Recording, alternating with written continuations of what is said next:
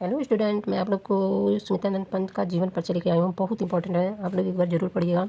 देखिए, जीवन परिचय। सुमित्रानंद पंत जी का जन्म अल्मोड़ा जनपद में लगभग 25 मील उत्तर की ओर कौशानी नामक ग्राम में सन 1900 ईस्वी में हुआ था। इनके पिता का नाम पंडित गंगादत्त पंत के परिवार में हुआ था।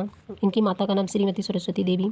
पुत्र को जन्म देखकर कुछ घंटे बाद इनका संसार से विदा हो गया, मतलब इनका निधन हो गया। इनका मूल नाम गोसाई दत्त था, मतलब बचपन का नाम इनका गोसाई दत्त था। पंत जी का प्रारंभिक शिक्षा गाँव की पाठशाला में ही संपन्न हुआ।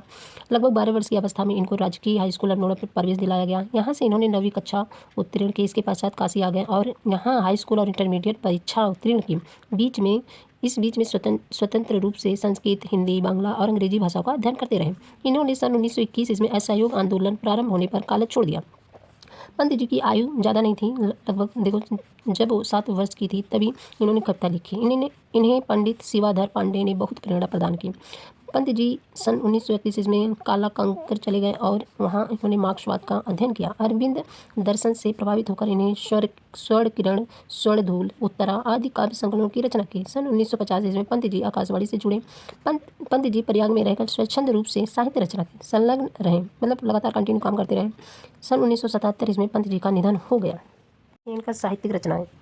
पंत जी बहुमुखी प्रतिभा के धनी थे। इन्होंने कविता के अतिरिक्त नाटक, उपन्यास और कहानियों की भी रचना की। इन्होंने उपनिषद, दर्शन, आध्यात्मिक साहित्य के रविन्द्रनाथ टैगोर के साहित्य का गंभीर अध्ययन किया।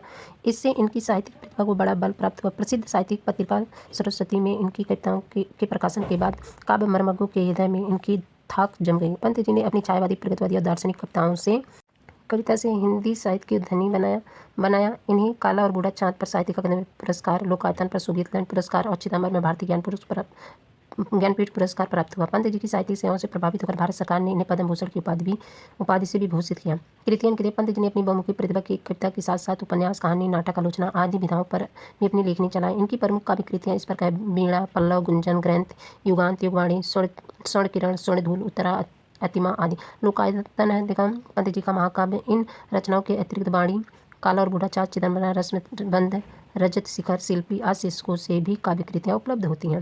भाषा शैली इनकी देखिए। पंत जी के सबसे अधिक लोकप्रिय कवि हैं। इन्होंने अपनी रचनाओं के संस्कृत, ब्रजभाषा, फारसी आदि के शब्दों का भी प्रयोग किया है।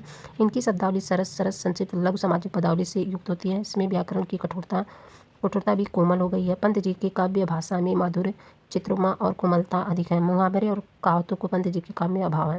थैंक यू दोस्तों।